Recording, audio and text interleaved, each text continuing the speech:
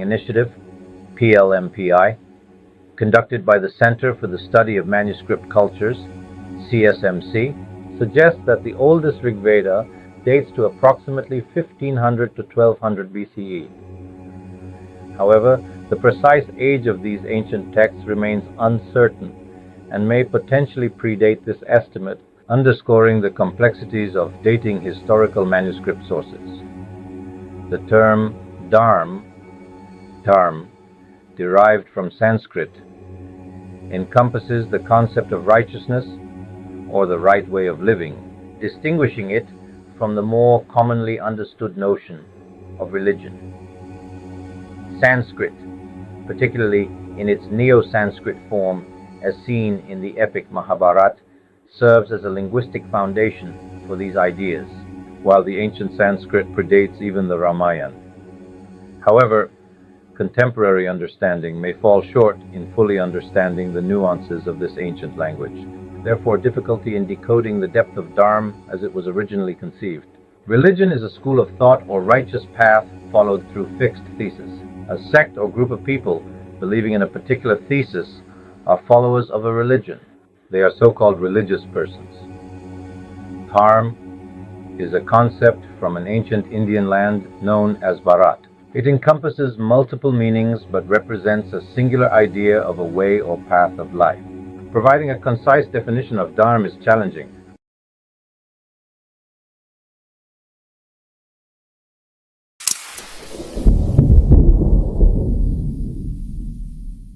Dharma also has connotations or indications of order, and when combined with the word Sanatan, it can also be described as eternal truth. Sanatan Dharma. Same exists in the story of four Kumars, namely Sanak, Sanandan, Sanatan, and Sanat Kumar. Four Kumars are born from the mind of Brahma and reside in Janalok, the fifth realm from earth or Bhu. They are devotees of Lord Vishnu, often associated with Bhakti Yoga, which is one of the four yogas mentioned in the Bhagavad Gita. Bhakti, single-minded devotion; Gyan, knowledge; Raj, meditation until self-realization; and Karma, the action of selfless service. They roam throughout the universe, teaching without desire. Three main philosophies, Shastra in Sanskrit, in the Indian context are Shaiv, Shiv philosophy; Vaishnav, Vishnu philosophy; Vedant, based on the Vedas and Upanishads. There are many other philosophies like Shaktism, Bhagavatam, Jainism, Buddhism, Sikhism, etc., but all are intertwined. There is no single word equivalent for Dharma in Western languages or Abrahamic religions. Religion is defined as the belief in a specific God, as outlined in a holy book, accompanied by a structured system of rituals and practices. Spirituality differs from religion. It begins with the quest to uncover the truth of existence and is connected to the consciousness of the universe. The term Hindu refers to the land of 7 rivers, known as Sapta Sindhu, which is mentioned in the Rig Veda. This term evolved from the Bharat land, comprising India, Pakistan, and Afghanistan, where 7 rivers converge at one point, completing the path to the Indian Ocean. The ancient homeland of the Aryans, pronounced Hapta Hindu instead of Sapta Sindhu. The name Indu or Hindu may have originated around 2000 BCE, defined by geography by the people of Iran during the evolving Zoroastrian sect. The Vayu Purana says, "He who conquers the whole of Bharatavarsha is celebrated as a Samrat." The name-derived Bharat refer to the land that comprises as Bharatavarsha to distinguish from other Varsh or continent or a mass of land. The word Bharatavarsha is mentioned in 7 Purans like Vayu, Agni, Vishnu, Linga, Brahman, Skanda, and Markandya. The word Sana in Sanskrit signifies everlasting or eternal. The timeless essence of Dharma is reflected in Sanatan Dharma, the eternal path of righteous living. This ancient tradition is also embodied in Sanak Dharma, where Sanak means ancient. It is ever blissful, hence it is referred to as Sanatan Dharma. It remains ever youthful, thus it is called Sanat Kumar Dharma. This spirituality involves a quest for eternal bliss in the pursuit of universal consciousness. That is why the so-called religion, Hinduism, is a way of eternal consciousness for life, and not merely a religion related to human behavior in society. The so-called Hindu religion is not a religion, but Dharma only. Hinduism is existence of astronomy related to celestial bodies like planets, comets, stars, constellations, galaxies, and solar system. The connection to cosmology highlights the relationship between Hindu philosophy and the understanding of the universe. Example, Vishnu lying as Adi Anant Shesh. Cosmology is origin, evolution, and fate of the universe, or can be said as Vishnu resting on Adi, Anant Shesh. Adi means beginning or primordial, while Ananta means infinite or endless, and Shesh means remainder or residue. So Hinduism cannot be defined because it's way of life. People living on the Bharatland are recognized as Hindus, maybe following any religion or philosophy. That is why we find various cultures, traditions, beliefs, rituals, languages, and habits on same plane of Bharatavash. Hindu Dharma is path to transcend a state of awareness in which individual's consciousness becomes one with the universal consciousness. Thank you. My attempt to make one understand the concept Hindu Dharma, which distinguish from the common perception about religions, just like in Abrahamic system. We delve into the ancient texts of the Vedas, Puranas, and Upanishads from the sacred land of the Hindus. Let's begin with one of the Tridev gods, Brahma. Brahma or universe. The concept of Brahma encompasses the entirety of the universe and represents the higher state of supreme consciousness. Brahma, the creator, is the origin of all that exists in the universe. Knowledge, creator of ego, in Sanskrit, aham. The concept of knowledge is intricately linked to the formation of the ego, or aham. The aham, often seen as the core of our identity, is influenced by the knowledge we acquire throughout our lives. As we learn and grow, our aham evolves, reflecting our experiences and insights. Thus, knowledge serves as a fundamental creator of the ego. The concept of ego in English differs from that in Sanskrit. In Sanskrit, aham refers to self-recognition from I, while ahamkar represents a stronger form of arrogance. Brahmalok, also known as Satyalok, is revered in Hinduism as the supreme celestial realm and the abode of Brahma, the creator god, and his consort, goddess Sarasvati. In Vedic literature, cosmology is personified to provide a clearer understanding to the common people. In Hindu cosmology, the universe is structured into multiple realms known as lok. Traditionally, there are 14 loks, 7 higher realms, urdhva, and 7 lower realms, patal. In Hindu cosmology and spiritual philosophy, the 7 higher realms represent higher levels of spiritual consciousness. Bhuloka is the earthly place where humans and other beings reside. Bhuvarloka is the celestial realm associated with the solar system, recognized up to stratum Saturn.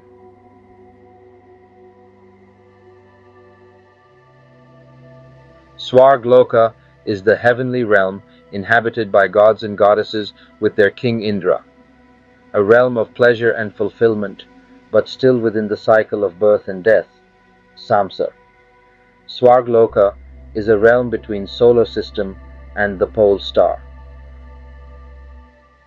All 27 constellations are considered in Vedic astrology as a part of Swargloka.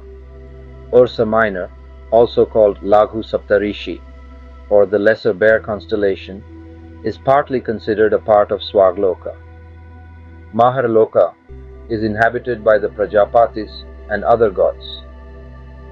Maharloka is the realm that remains in the material universe, but a place for spiritual contemplation for liberation. Ursa Major, known as Saptarishi or the Great Bear asterism, is associated with Maharloka.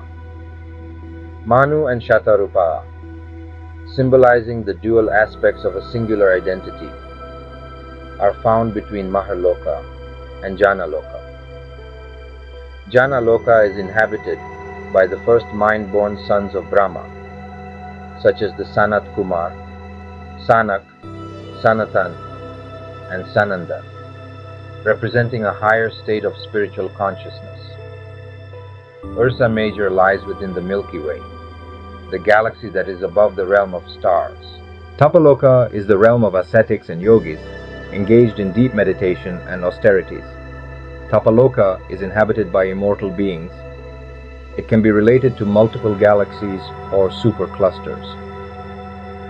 Satyaloka is the highest realm, also known as Brahmaloka, the abode of Lord Brahma. It is the ultimate destination within creation, a place of moksha, in English, liberation. Each of these realms represents physical locations, but also levels of consciousness through spiritual progress. These lokas represent different stratums of existence, each associated with varying degrees of spiritual purity and consciousness. The concept emphasizes the Hindu belief in a structured universe where souls ascend or descend based on their karma and spiritual evolution. Let us explore further to understand about creation within our galaxy, the Milky Way. Predominantly, Lord Brahma is said to have 17 sons, often associated with the brightest stars in the sky, representing divine entities. The four Kumars are Sanak, Sanandan, Sanatan, and Sanat Kumar. They are the first mind-born creations of Brahma and are considered sages. The Kumars are said to have taken a vow of celibacy and to have traveled the universe teaching others. They are the four eldest sons of Brahma because they are at the realm above the Prajapatis. Comes the fifth creation, Swayambhu Manu and Shatarupa. They are seen as the dual forms of Brahma's creation, representing a singular essence split into two. In other words, from a single unified essence emerged two distinct manifestations known as Manu and Shatarupa, symbolizing the dual aspects of a singular identity. The term Manvanta is the lifespan of Manu. It can also be said as age of Manu. Manu is the creator of existence, and Antar, in English interval, in short lifespan of Manu. There are 14 Manvantars in one cosmic cycle, one kalpa, each lasting 71 yug cycles, that is about 306,720,000 human years. We are living in the seventh Manu known as Vaivasvata Manu. The first Manu was Swayambhu, meaning self-born Manu, the mind-born son of Brahma and husband to Shatarupa.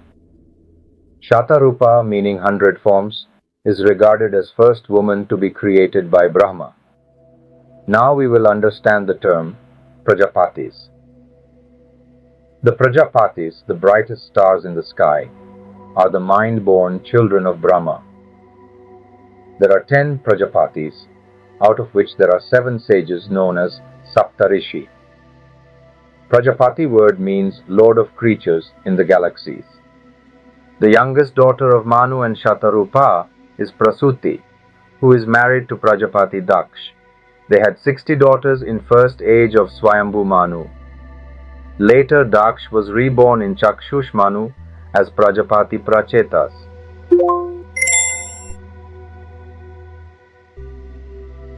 The 7 sages, known as the Saptarishi, are represented by the stars in the Ursa Major constellation, also called the Great Bear. It is well explained that the two front stars, Pula and Kratu, of the Ursa Major asterism point toward the pole star, known in Vedic terms as Dhruv Tara. Dhruv Tara is farthest from the earth, which is a part of Ursa Minor or Lesser Bear or Laghu Saptarishi. The 7 names of sages in first Manvantar, known as Swayambhu Manu, are Atri, a legendary bard and scholar. He composed numerous hymns to Agni, in English fire, and King Indra. Moon is the creation of sage Atri. Vashist, one of the 7 great sages in the present Manvantara. Angiras, along with Atharvan, he is credited with formulating the Atharv Ved. Jupiter is the creation of Angiras. He is the mediator between human beings and God. Pula was born from Brahma's head and gained profound knowledge from Sanandan, one of the 4 Kumars. Sanandan, being a great sage, imparted spiritual wisdom and understanding to Pula, enabling him to gain significant knowledge of the universe and its workings. Pulastya, a medium through which some of the Puranas were communicated to humans.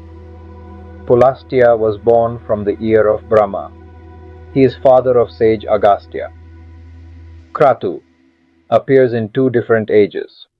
Kratu was born from the left eye of Brahma, which indicates a star from Ursa Major pointing towards the pole star, or Dhruv Tara.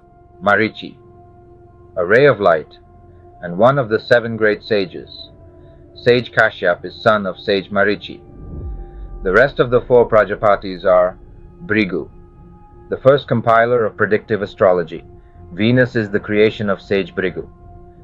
Narad, a Vedic sage who is devotee of Lord Vishnu. He demonstrates Bhakti Yoga. Jambavan emerged from the mouth of Brahma when the creator deity yawned. Jambavan was present at the Samudra Manthan and is supposed to have circled Vaman avatar 21 times in a single leap when he was acquiring the 3 worlds from Daitya king Mahabali. Such knowledge is not yet explored by us. Jambavan is present for the birth of both Sri Ram and Sri Krishan. His daughter Jambavati was married to Krishan. Jambavan is brother of sage Narad. Yam is the god of death and justice. His abode is Narakloka, known as hell in Abrahamic religions. Now, we have explored the higher realms in Vedic literature and the physical order of the universe, which is not explained in today's known cosmology. Let us explore some significant time cycles in the Vedic literature of Hinduism. Yuga and Manvantar are essential to understand from a universal perspective, as they outline the cyclical nature of cosmic time and human evolution. Additionally, concepts like Parad and Kulp are crucial when studying Lord Vishnu and the notion of multiverses. These terms help us grasp the vastness of cosmic time and the endless cycles of creation and dissolution. We will delve deeper into the concept of Kalp later to understand its significance in Vedic cosmology. What is Yuga? Yuga is a vast period of time in Vedic cosmology, representing different stages of cosmic evolution. The term Chatur Yuga, where Chatur means 4, refers to a complete cycle of 4 distinct yugas. First is Satya Yuga, the longest yuga, lasting 1,728,000 solar years. This is an era of truth, righteousness, and divine presence. Second is Treta Yuga, lasting 1,296,000 solar years. In this period, Dharma declines slightly, and humanity begins to experience divisions and conflicts, yet righteousness still prevails. Dwapar Yuga, the third yuga, lasting 864,000 solar years. the decline of Dham accelerates and spiritual knowledge becomes less accessible, leading to greater materialism and strife. Kali Yuga, the final and shortest Yuga, lasting 432,000 solar years. This is an age of ignorance and moral decay, where Dham stands on only one leg. It is the age we are currently in, marked by conflict, greed, and spiritual decline. A complete Chatter Yuga cycle lasts 4,320,000 solar years, after which the cycle repeats, continuing the eternal rhythm of cosmic time. Now let us know, what is Manvantar? Manvantar is a cosmic time cycle, each ruled by a Manu. Sometimes the term Manu is also used to refer to the entire cycle itself. Each Manvantar consists of 71 Yuga cycles, known as Chatur Yugas, which include the 4 Yugas: Satya Yuga, Treta Yuga, Dwapara Yuga, and Kali Yuga, progressing in a 4:3:2:1 ratio, with each age being 1/4 shorter than the previous. A Yuga has 3 phases. Yuga Sandhya, a dawn, the transition period before the main Yuga begins. Main Yuga period, the primary duration of the Yuga. Yuga Sandhyamsha, a dusk, the transition period before the next Yuga begins. Each twilight, whether dawn or dusk, lasts 1/10 of the main Yuga period. The total duration of one Manvantar is 306,720,000 solar years. At the end of each Manvantar, a Manvantar Sandhya is equal to a Satya Yuga cycle occurs, marking the transition from one Manu's rule to the next. We are currently in the 7th Manvantar, known as Vaivasvat Manvantar, within a total cycle of 14 Manvantars. The first Manvantar was Swayambhu Manu, preceded by Adi Sandhya, the primordial dawn. At the end of each Manvantar, during the Manvantar dusk, the earth is submerged in water, marking the transition to the next Manvantar and the beginning of a new cosmic cycle. This event signifies a pralay, a cosmic dissolution, which extends up to the 4th realm, Maharlok.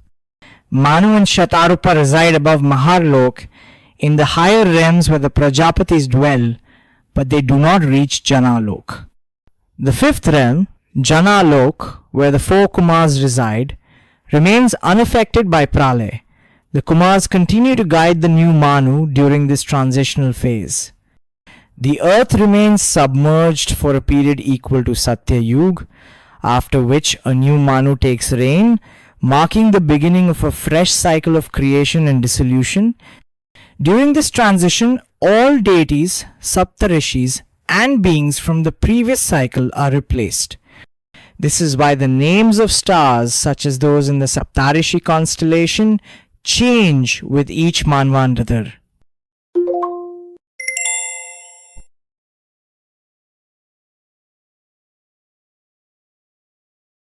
Thus, Daksh was reincarnated as Prachetas during the Chakshushmanu period.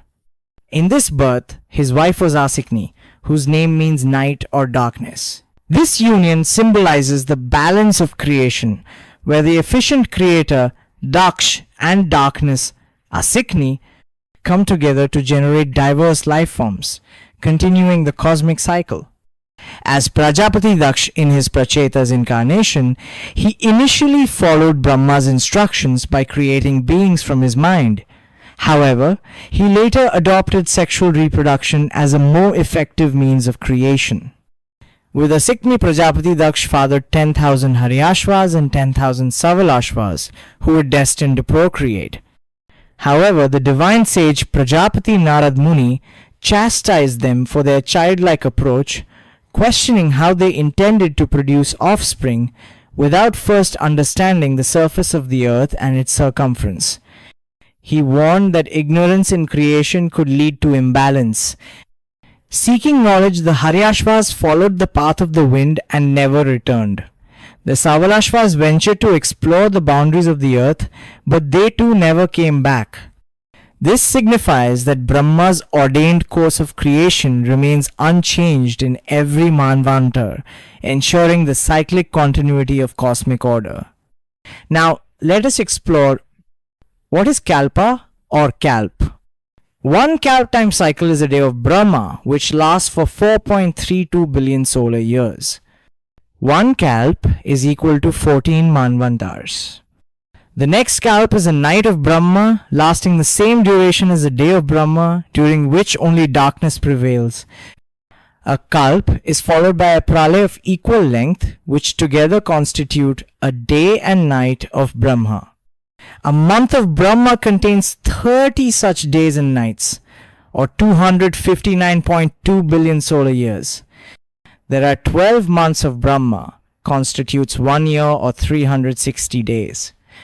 100 such years is life of Brahma, called as Mahakalp.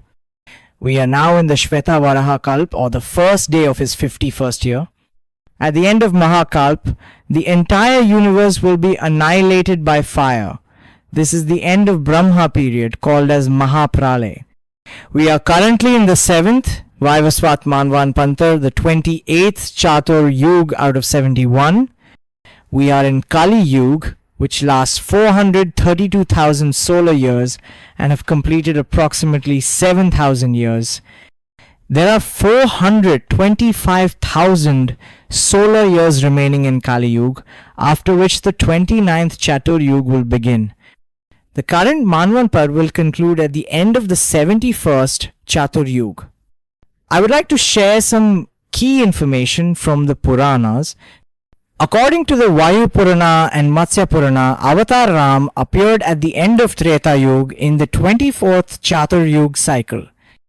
The Padma Purana states he also appeared in the 27th Yuga cycle of the last or the 6th Manvantar.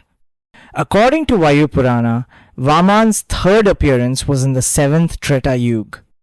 According to the Vishnu Purana, Kurma Purana and Shiv Purana, a different Rishi Vyas comes at the end of each Dwapar Yuga to write down Ved, in English knowledge, to guide humans in the degraded age of Kali Yuga. Building on our previous discussion, we now explore the creation of the universe according to the Veds and Puranas. Before diving into the process of creation, it is crucial to understand the 7 higher realms and the cosmic time cycle. Swayambhu, the self-born, is also Brahma, the universe, so named because he is said to have emerged from a golden egg, as stated in the Manu Smriti and Srimad Bhagavatam, while the Mahabharata refers to him manifested from the lotus that emerged from Lord Vishnu. The Nasidiya Sukt begins with the statement, first shloka, then there was neither non-existence nor existence, there was no space then, nor sky above. What covered it? Where was it? In whose protection? Was there then cosmic water, in depths unfathomable? The Nasidiya Sukt ponders existence before creation of sky, no air, no water.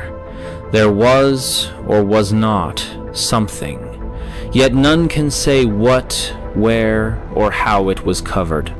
The Big Bang Theory says that the state of singularity in unknown realm of infinite density, much like the enigmatic cores of black holes.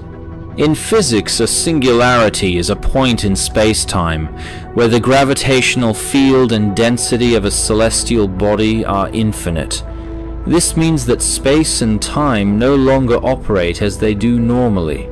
When a galaxy or massive star collapses into a black hole, it compresses matter to an extreme density. Some other theories propose that the matter absorbed by black holes could be stored or even funneled into another universe or a future cosmic cycle. While the traditional Big Bang theory describes the universe as originating from a singularity and expanding outward, some theories suggest that black holes might play a role in the cosmic cycle. The Big Bang theory does not explain the very first creation of the universe. Big Bang emerges from the remnants of the previous universe. It applies only after the existence of universe, particularly to the life cycle of stars and galaxies, including their death and rebirth. The idea of a deep, unfathomable void before creation has parallels with modern cosmology, where the early universe was a singularity or quantum fluctuation before expansion. The reference to cosmic water in the Vedas is a poetic and philosophical way of describing the primordial state of existence. Second shloka. Then there was neither death nor immortality. Day was no different from night. The one that breathed windless with inherent power, therefore, was that one then, and there was no other. The Nasadiya Sukt states, before creation, the concepts of life and death did not exist. There was no cycle of birth and decay. There was no separation of light and darkness, no celestial bodies to mark time. It refers to a singular, self-existent force that existed beyond material reality, sustaining itself without external elements like air. Only this primordial entity or force existed, with nothing else alongside it. Third shloka.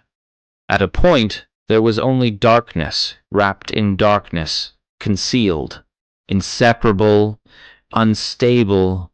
It was all the cosmic water. The unborn enclosed in void was concealed with whatever exists. Arose at last the mighty one, born of the power of heat. The Nasadiya Sukt describes darkness wrapped in darkness, which can be linked to dark energy wrapped in dark matter. The matter is inseparable and unstable. A sudden fission occurs due to heat, bringing forth light and energy from dark matter. Thus, creation begins. Dark matter and dark energy are mysterious substances that affect and shape the cosmos, and scientists are still trying to figure them out. Dark matter makes up about 27% of the universe's total mass and energy. Combined with dark energy about 68%, these unseen forces account for 95% of the universe. The remaining 5% consists of normal matter, like stars, planets, and everything we can see. Fourth shloka. At first, the desire developed, churning the foundation. That was the primal seed born of the mind. The bond of existence he found in non-existence. The sage, in his heart, was searching through knowledge.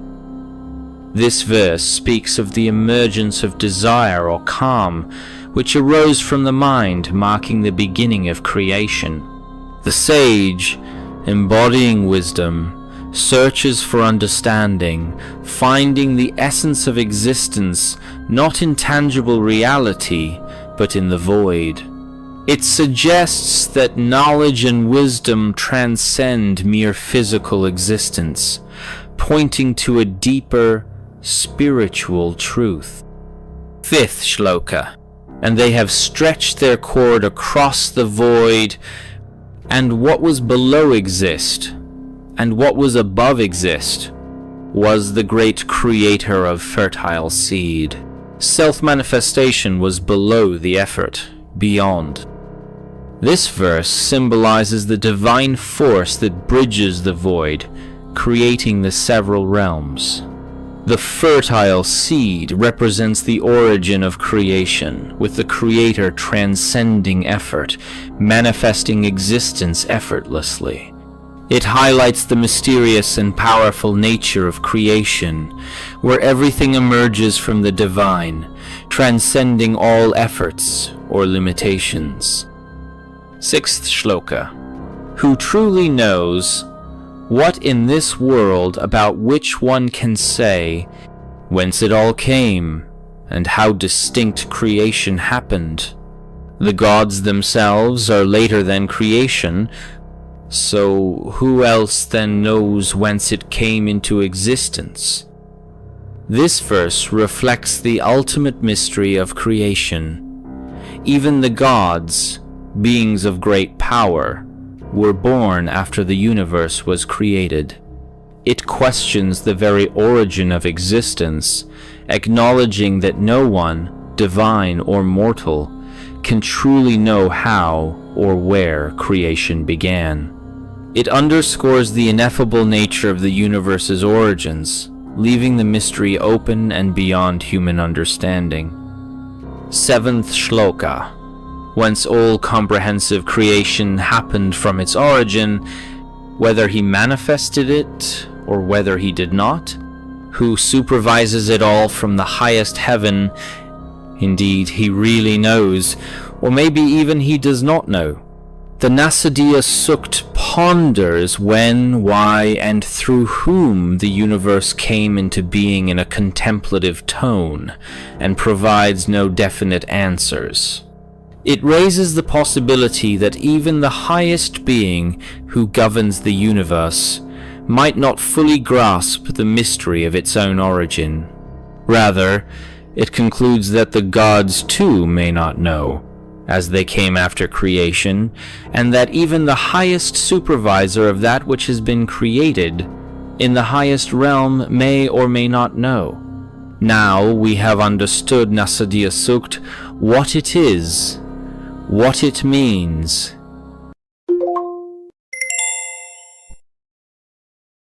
Next is Hiranya, garb or golden womb from Rig, Ved. The Hiranyagarbh Sukt declares that universal consciousness manifested himself from the beginning as the creator of the universe, encompassing everything, including his own totality. This manifestation represents the supreme knowledge of the entire creation.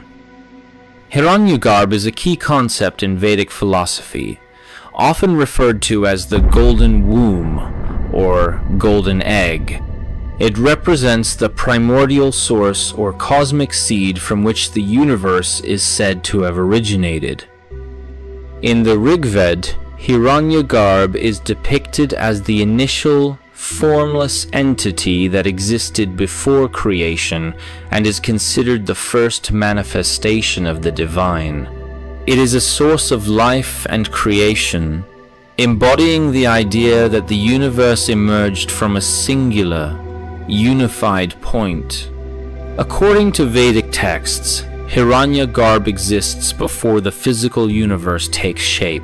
It is the divine consciousness from which the world is born, often associated with the concept of Brahman, the ultimate reality. Hiranyagarbh is said to have been the force that sparked the creation of the cosmos. The concept of Hiranyagarbh connects with the idea of a unified cosmic consciousness that transcends time and space. The Matsya Purana explains that in the beginning there was nothing, neither moving nor static. Then, Swayambhu, the self-manifested being, arose, a form beyond the senses. He first created the primordial waters and established the seed of creation within them. This seed transformed into a golden womb, Hiranyagarbh. Swayambhu then entered that egg. After understanding creation from Hindu texts, one may contemplate the application of fission theory to the universe's expansion. The concept of the self-born appears repeatedly in the Veds and Purans. Dark matter itself does not emit, absorb, or reflect light, making it invisible to our direct observation. Its presence is only inferred through its gravitational effects on galaxies and cosmic structures. Unlike fission, dark matter does not interact with light in the same way. It can be contemplated that dark energy is wrapped in dark matter, as stated in Nasadiya Sukt. Matter, at its core, is both inseparable and unstable. When extreme conditions, such as intense heat, arise from dark energy, a process like fission can occur within dark matter. In fission, a heavy atom splits into smaller ones, releasing significant amounts of energy in the form of light and heat. The idea that heat can cause fission and lead to the splitting of atoms is well established in nuclear physics.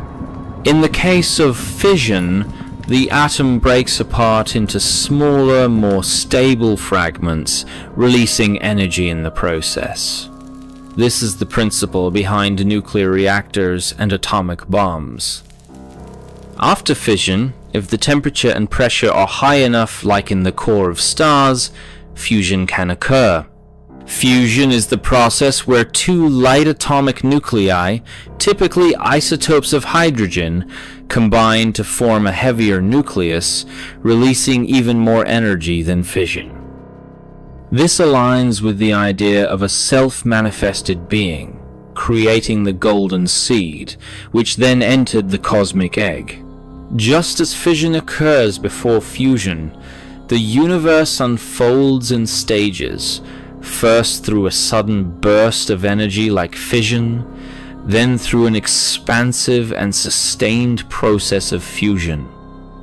Heat is the driving force, igniting fission, which in turn leads to fusion, allowing expansion and creation to continue.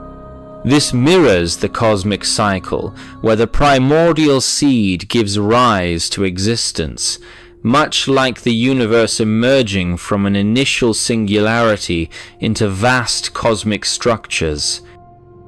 In verse of the Rigved, it is described Hiranyagarbha as golden embryo or cosmic egg that was born from the waters containing everything, which produced 4 Kumars, Swayambhu Manu, and Prajapatis. It then created mind, desire, and heat. Prajapati created the universe with Vaha, the goddess of speech, knowledge, and creativity. This is how creation began, and different realms were established with Dharma. Now, we shall explore the nature of Savitur. Who is Savitur, and what does he represent? Is he merely a celestial body, or is he a divine force governing cosmic order? Let us delve deeper into his significance according to the Veds and Purans. Savitur is one of the important Adityas, born out of the union of Aditi and Rishi Kashyap. Savitur can be contemplated as the son of many suns, with a vast solar system revolving around it. The name Savitur originates from the Gayatri Mantra and various other verses in the Rig Veda. Though his characteristics resemble the sun, he is not the sun of our solar system, but rather the divine influence and power behind it. The Gayatri Mantra is dedicated to Savitur, one of the principal Adityas. Savitur is mentioned 35 times in the Rig Veda. According to Vaivasvata Manu, his father is Rishi Kashyap and his mother is Aditi, the celestial mother of the Adityas. Aditi is associated with space and mystic speech, Vacha. This suggests that Savitur exists between Maharloka and Swargloka. Maharloka is the abode of Prajapatis, while just below it lies the realm of the Saptarashis or Ursa Major, where Rishi Kashyap is one of the brightest stars. Savitur is a beneficent protector god, governing both the mobile and immobile, upholding all existence. This leads to the contemplation that Savitur could be the son of many solar systems. Savitur assisted Indra in shaping the universe.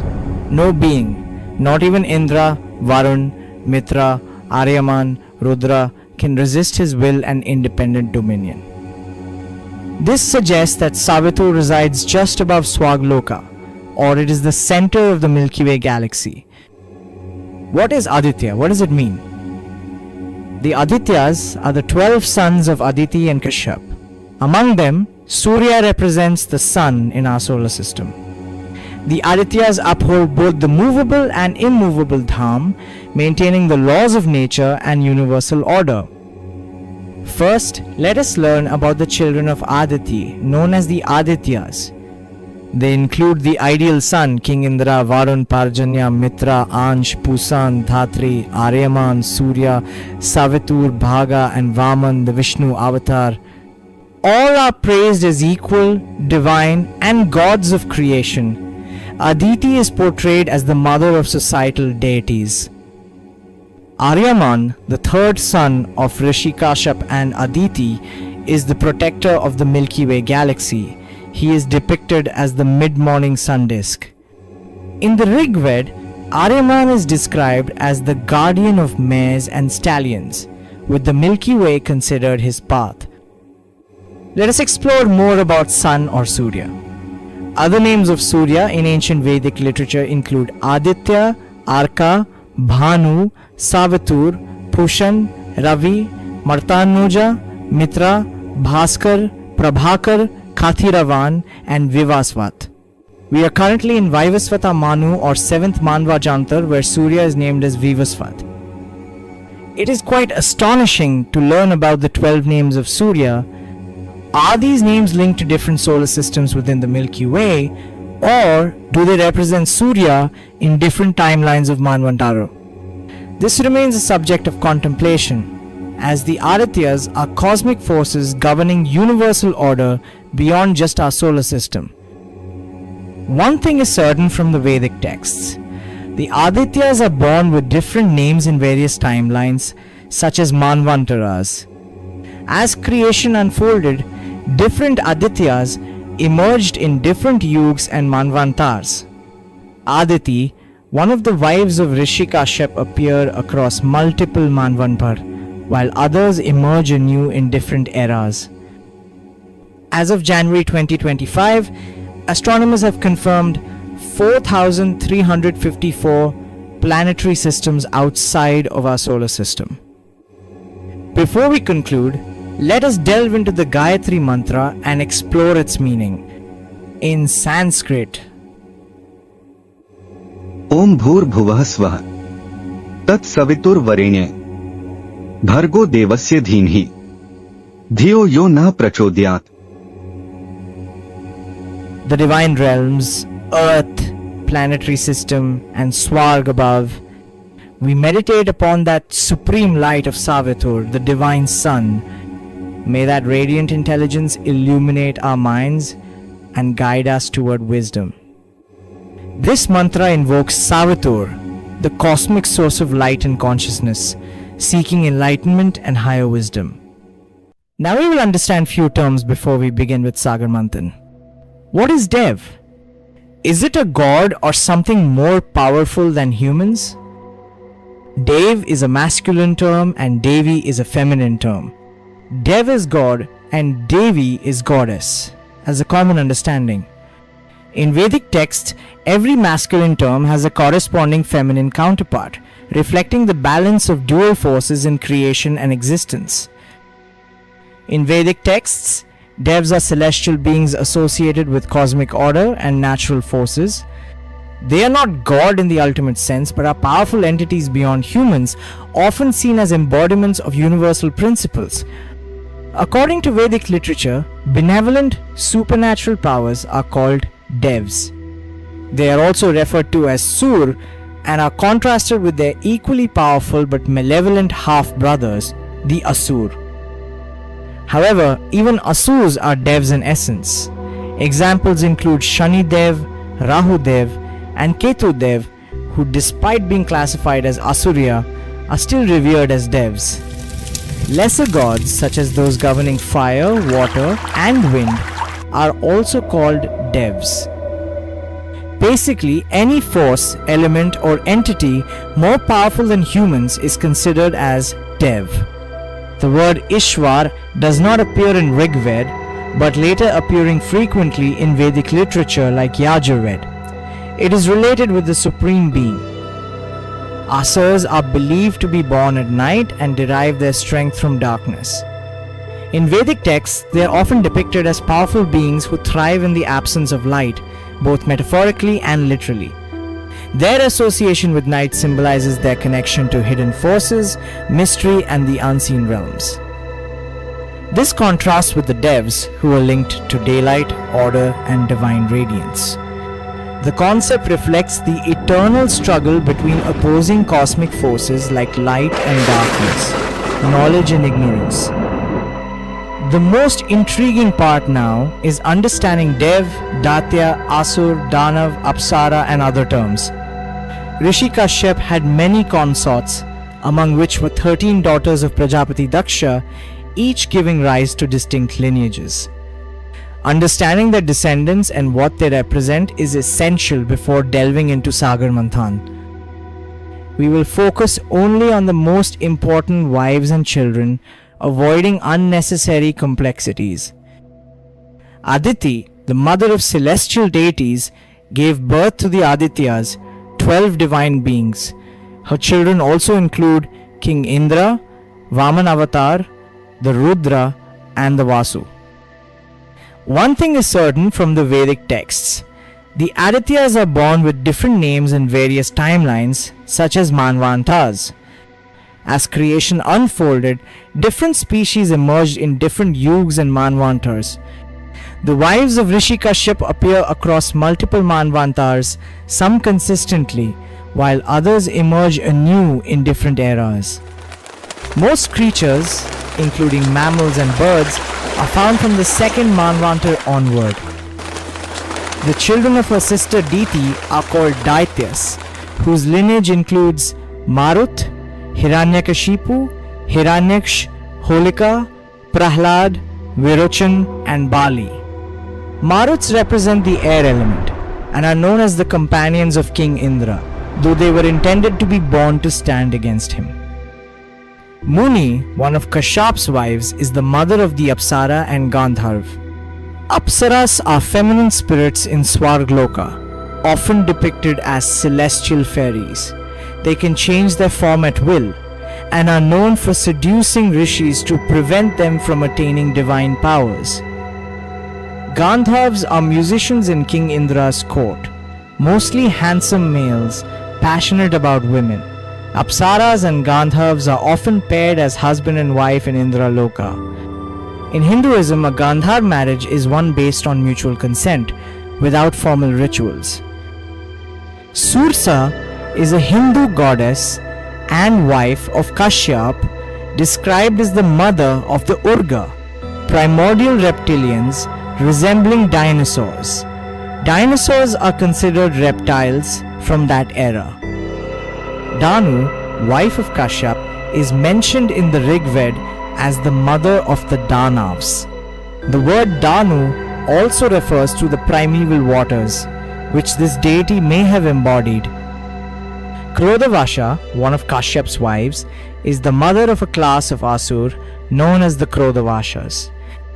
Due to her short-tempered nature, her offspring are ferocious animals, birds, fish, and all species with sharp teeth, in other words, carnivorous beings.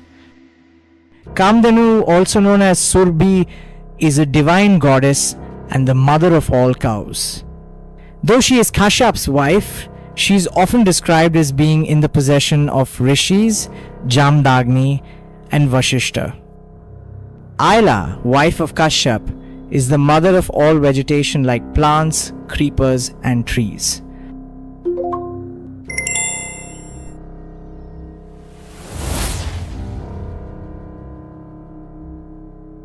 Kadru is the mother of the Nag, a race of serpents. Her well-known children include Vaski and Thakshak. She had an uncordial relationship with her elder sister Vinata, another wife of Kashyap. Vinata bore two sons, Arun, the elder, and Garud, the mighty celestial bird.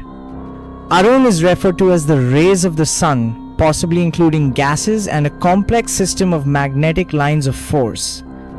Garud is described as the one who is fast, who can shapeshift into any form and enter anywhere.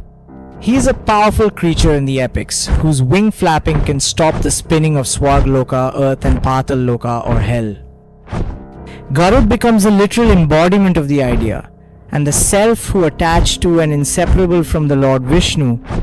Garud symbolizes the vast celestial bodies with cosmic storm, vulture-shaped, possibly at the boundary of universe or a path leading to Vishnu's abode. Depicted as vehicle of Vishnu, he is the half-brother and enemy of the Nags, the serpent children of Kadru. Garud is more powerful than King Indra and all the devs combined at Indraloka. Our current knowledge is not yet advanced enough to fully understand or decode Garud. As Garud described in Vedic texts, an immensely powerful entity, or a celestial force capable of surpassing realms lower than galaxies with ease, possibly through destruction of gravity grids. Nags are also not easy to decode but can be contemplated as invisible lines of gravity holding celestial bodies together in a thread-like structure. On a large scale, gravity shapes the universe into a vast network of filaments connecting galaxies and clusters resembling a thread-like structure. Garud, a singular force, is constantly at work destroying Nags, which exist in thousands. This can be contemplated as one supreme force depleting the gravity grids, yet not entirely but allowing the universe to expand, while preserving balance and maintaining universal order of Dharma. Throughout various Hindu texts, there is a natural alliance between the Daityas, Asurs and Danavs, often fighting against Indra and his allies, the Devs. This ongoing conflict led to the categorization of Devs as the benevolent, powerful group and their opponents as Asurs. Devs symbolize light, while Asurs represent darkness, reflecting the cosmic struggle between order and chaos. Rakshas and Yaksh are characteristics found in human beings, often symbolizing opposing traits like mischievous and benevolence. They do not have a direct significance in the cosmic creation but represent forces that influence human nature and behavior. They are found on the realm of Earth. Recently, fossils of Vasci indicus were discovered in a lignite mine located in Kutch, a region in the state of Gujarat, India. This ancient snake originated when the Indian landmass was isolated and later dispersed into North Africa after India's collision with Asia 50 million years ago. Vasci shares characteristics with pythons. Takshak is known for its ability to glide through the air and is considered one of the most venomous snakes. Airavat, one of the 8 elephants guarding the universe's 8 zones, is the primary vehicle of King Indra. It has 4 tusks, 7 trunks and a white complexion, resembling a mammoth from Pleistocene epoch. Now let us understand about the divine architecture of universe. Mayasur, a prominent Danav, was a master of Maya, an illusion, and renowned for his illusionary architecture. He was a rival to the divine architect Vishvakarma and is often linked to Ravan, who also mastered the art of illusion. Mayasur is credited with writing the Surya Siddhant, but he is best known for his architectural brilliance, creating grand structures imbued with mystical deception. In some parts of the Rig Veda, Vishvakarma is described as the personification of ultimate reality, the creative force present in all beings, living and non-living. He is revered as both the architect and divine engineer of the universe, existing beyond time itself. Before concluding, let us also know about healing. Dhanvantari is a divine figure in Hinduism, revered as the god of medicine and Ayurveda. Dhanvantari is mentioned as a healer and physician of the gods, associated with health and well-being. He is described as an avatar of Lord Vishnu and the celestial physician. According to the Bhagavad Puran and Vishnu Puran, he emerged from the Sagar Manthan or churning of the cosmic ocean, carrying the Amrit, an elixir of immortality in a golden pot. Stay with us as we unveil the deeper mysteries hidden within this grand celestial churning. In the eternal cycle of creation, preservation, and destruction, there are moments when the cosmic order is disturbed. To restore balance, celestial beings embark on divine acts that shape the universe itself. One such legendary event is Sagar Manthan, the churning of the cosmic ocean. This grand event is not just mythology, but a deep spiritual allegory. And from this churning emerged something so powerful that it led to the world's largest spiritual gathering, Kumbh Mela. Sagar Manthan not only gave birth to Kumbh Mela, where millions gather in search of spiritual elixir, but also to Mahashivratri, a night dedicated to the ultimate cosmic consciousness, Shiv, the Eternal. Why did Sagar Manthan happen? The story begins in the distant past when a great crisis struck the Devs. Devs, the benevolent celestial beings, and Asurs, the malevolent celestial beings, were constantly at war, and the Devs were losing their strength due to a curse by the sage Durvasa. He inherited Shiv's fiery nature, deep asceticism, and unpredictable temperament.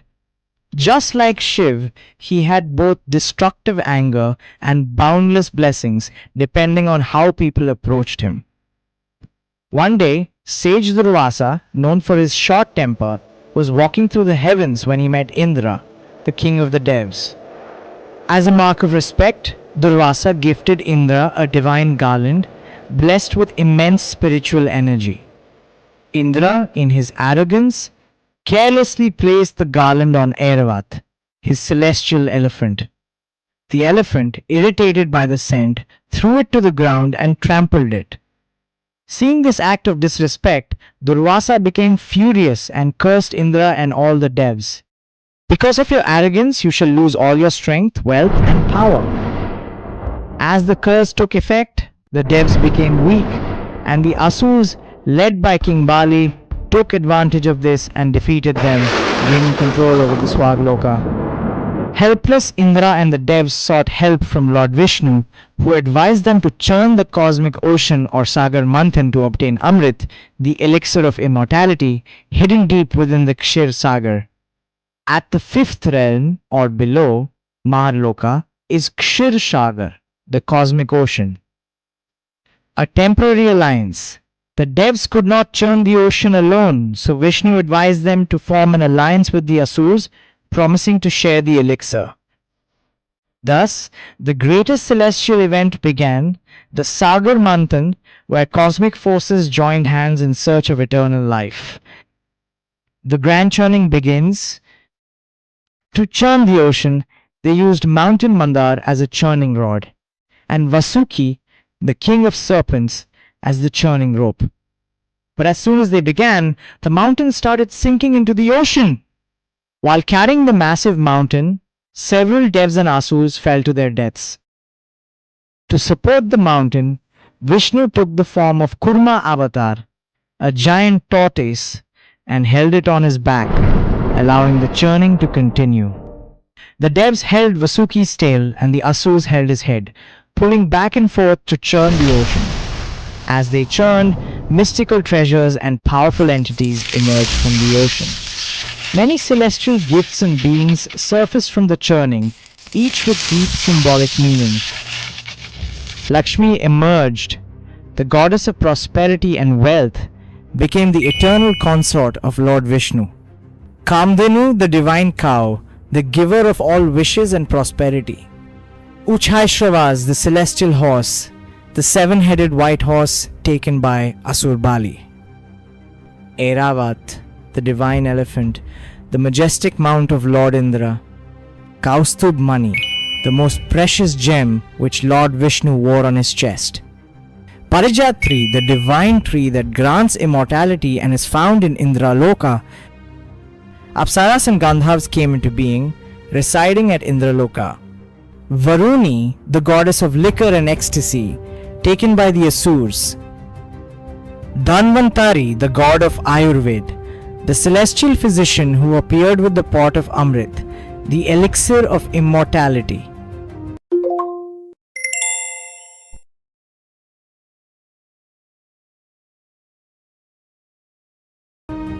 But before Amrit could be distributed, something unexpected happened, a disaster that only Lord Shiv could prevent. The emergence of Hala, hull poison, and the role of Shiv. As the churning intensified, a deadly poison called Hala, hull, arose from the depths. Its fumes were so toxic that they threatened to destroy all of existence. Seeing no other way to stop the devastation, Lord Shiv stepped forward. None could withstand its deadly force, except one, Lord Shiv.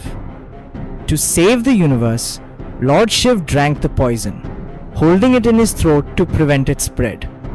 At the time when Lord Shiv was drinking the poison, Goddess Parvati holding his throat to stop it from reaching his heart. The poison turned his throat blue, giving him the divine title Neelkant, the blue-throated one.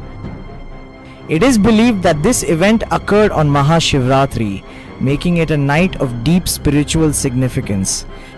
Mahashivratri is celebrated on the 14th night of the dark fortnight in the month of Falgun. February to March is a night of awakening, transformation, and spiritual ascension. Mahashivratri marks the divine union of Shiv and Parvati, symbolizing the balance of consciousness, Shiv, and energy, Shakti.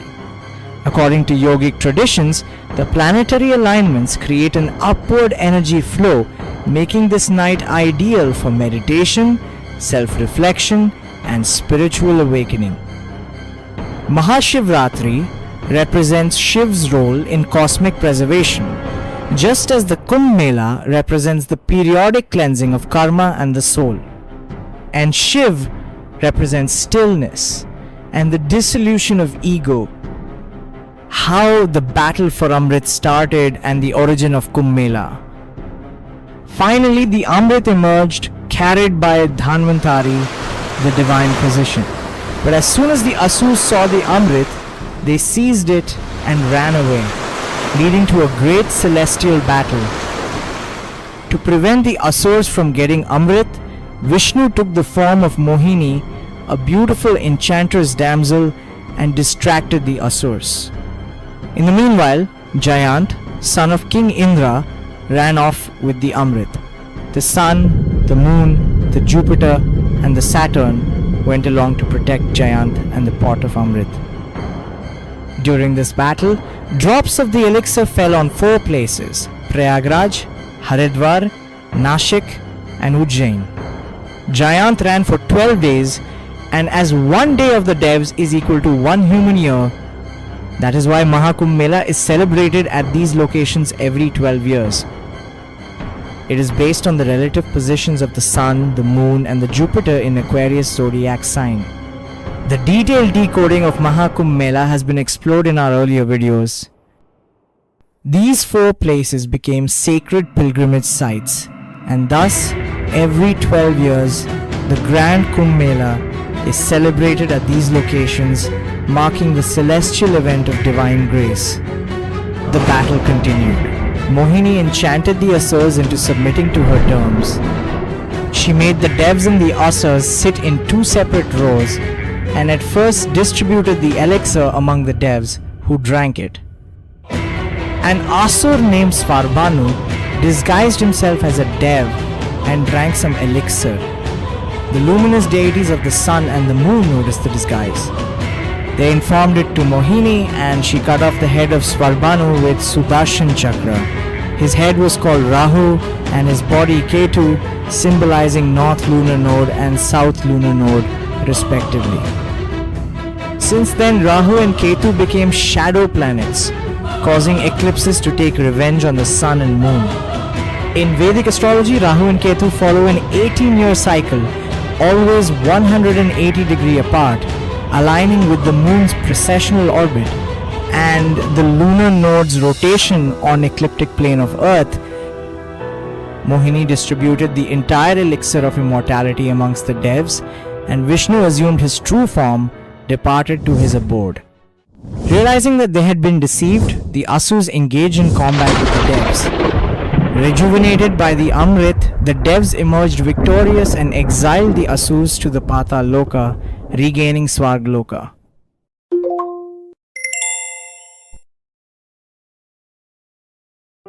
Shukracharya's quest for immortality happened before Sagar Manthan and was one of the key reasons why the devs needed the Amrit in the first place to maintain the balance. This was meant to counteract Shukracharya's Mistrita Sanjivani, ensuring that both sides had a chance at power. Mita Sanjivani is a powerful mantra and knowledge that grants the ability to revive the dead.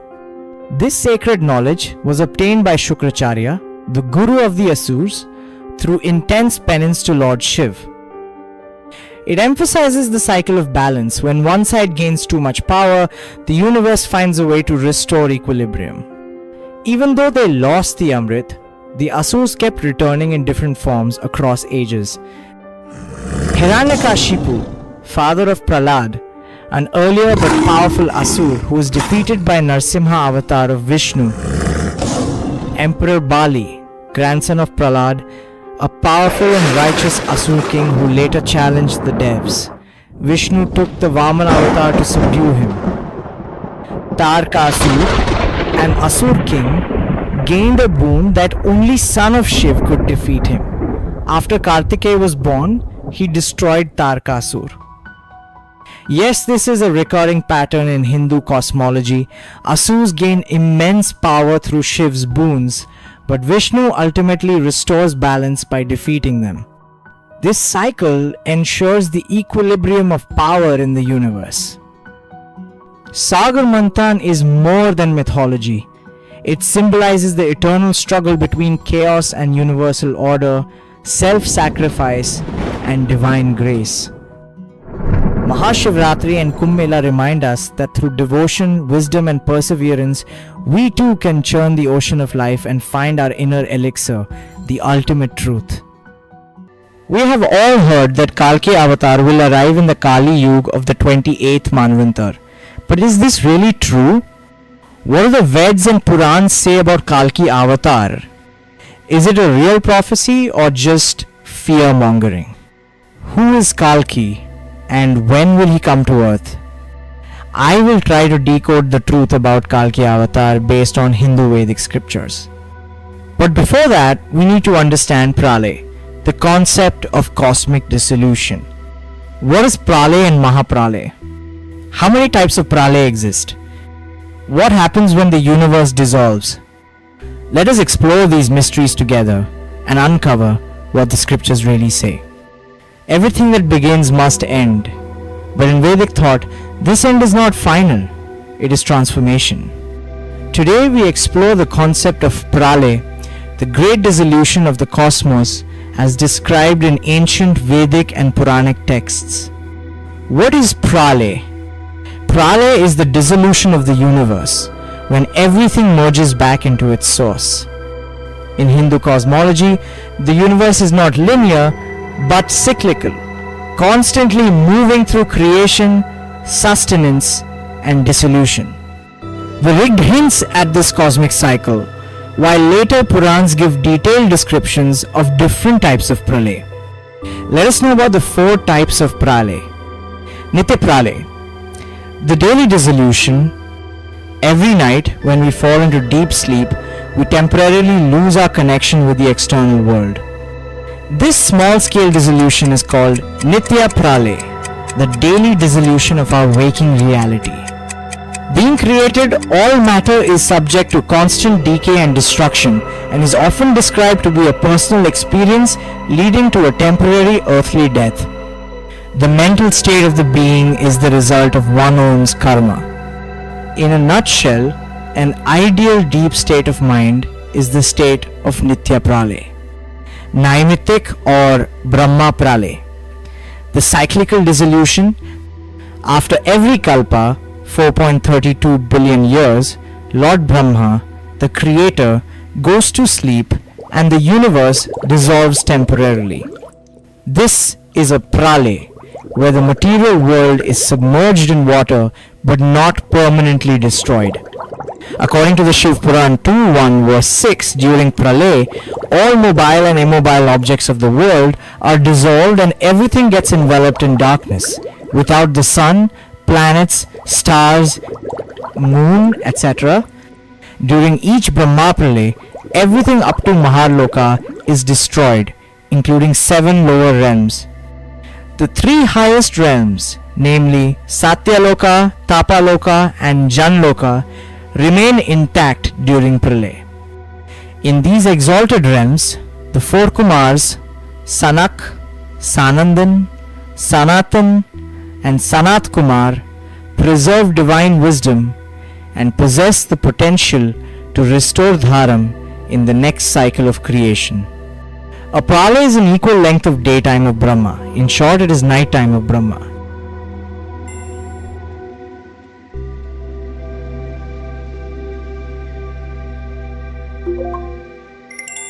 Prakritik Pralay, the total dissolution. The term Mahapralay stands for Great Dissolution and is synonymous with the Prakritik Pralay. When the entire cosmos dissolves into its primordial state, back into Mool Prakriti, the primordial nature, it is known as Prakritik Pralay. This occurs at the end of Lord Brahma's lifespan, which lasts 100 kalpa or 311,040 billion solar years. When the ether or akash is consumed by the flames of fire, the powerful winds scatter the remnants. The vayu or cosmic winds carry away whatever remains. Wind and sound permeate all of existence, merging seamlessly with fire as they absorb its attributes. When wind comes into contact with ether, it loses its elemental potency, causing ether alone to consume vacuum. This is the death of Brahma, the dissolution of the universe itself. A great cosmic fire emerging from Lord Shiv's third eye ignites the final destruction, engulfing all creation in flames.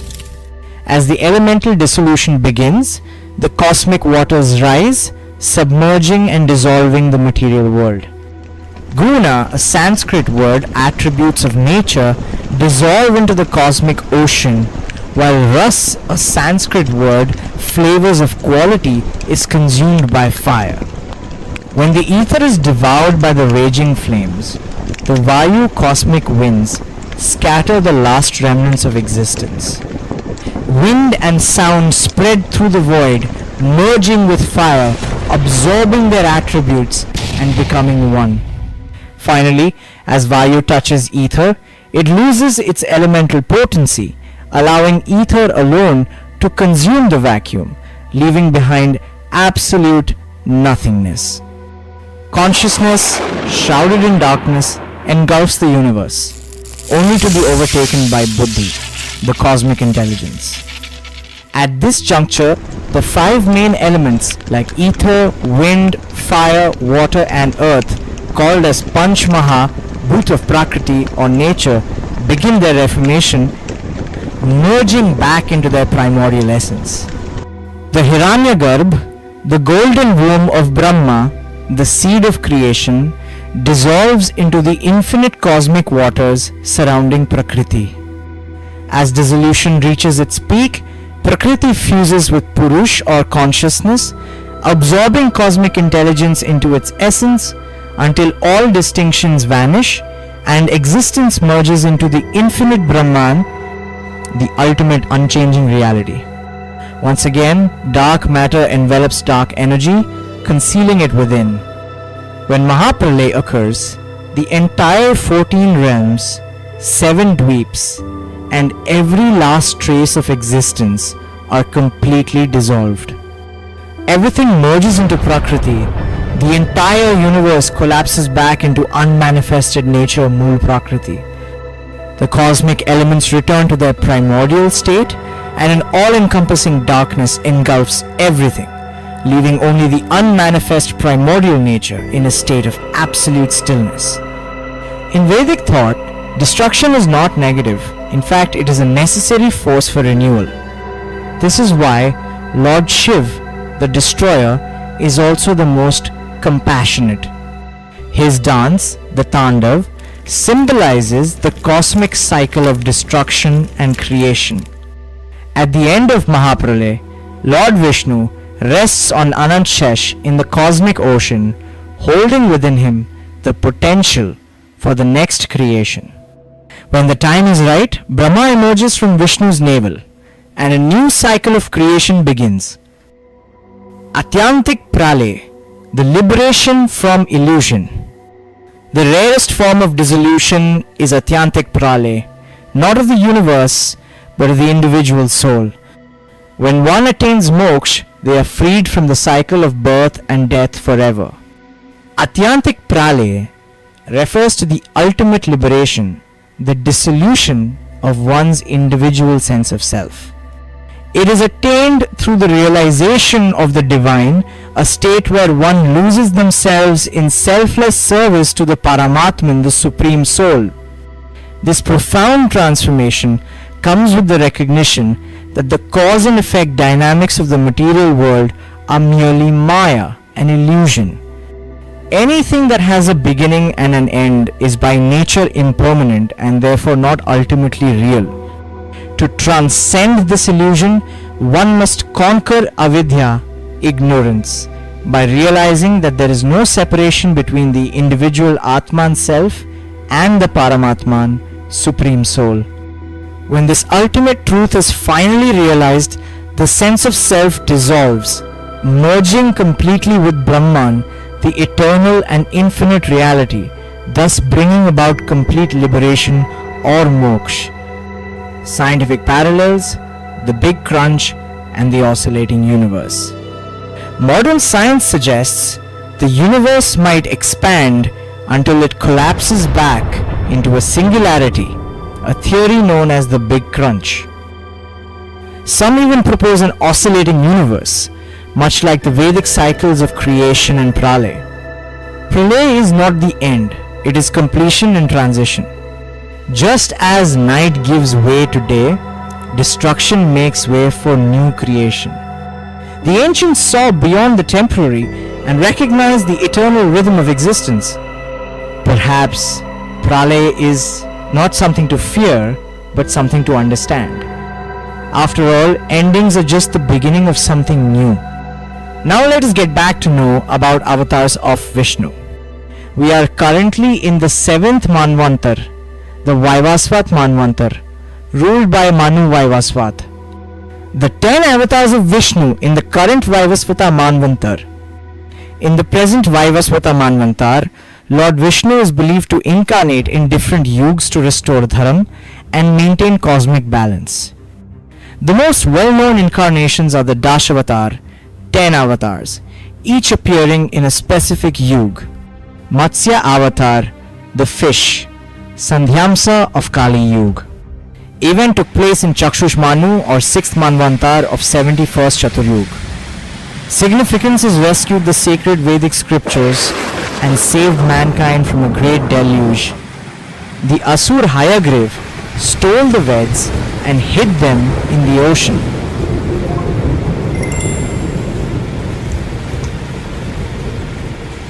Lord Vishnu took the form of a great fish to retrieve the scriptures.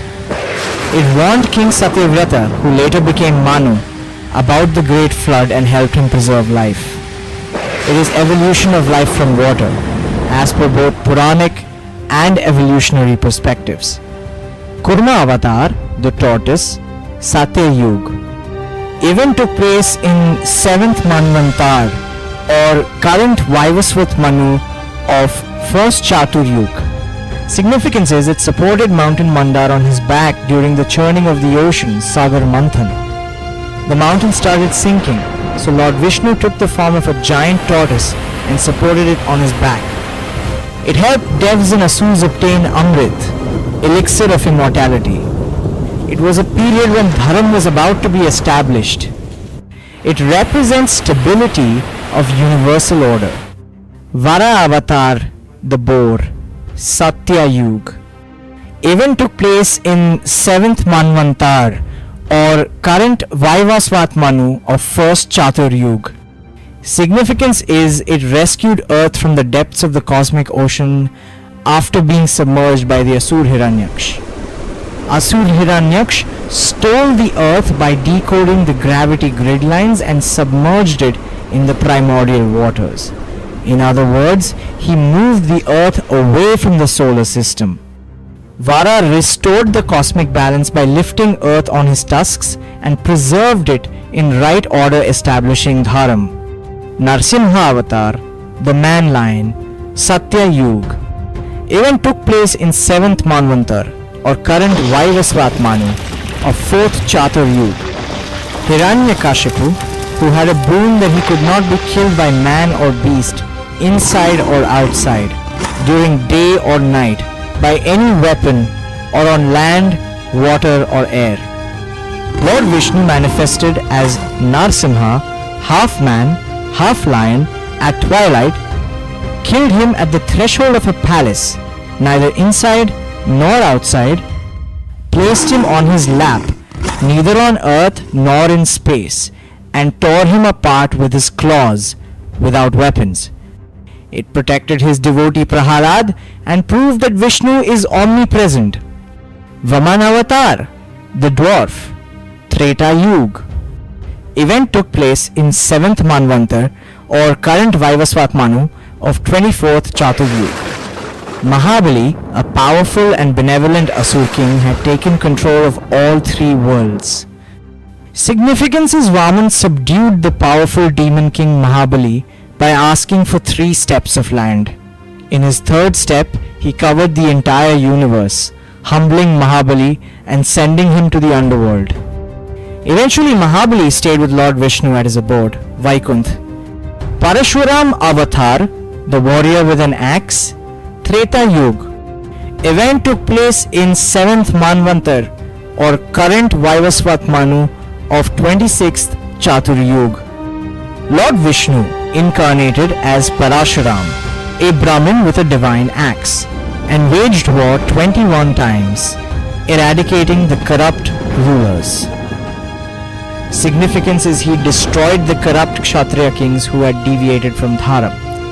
He wielded an axe given by Lord Shiva and is considered Chiranjeevi, immortal.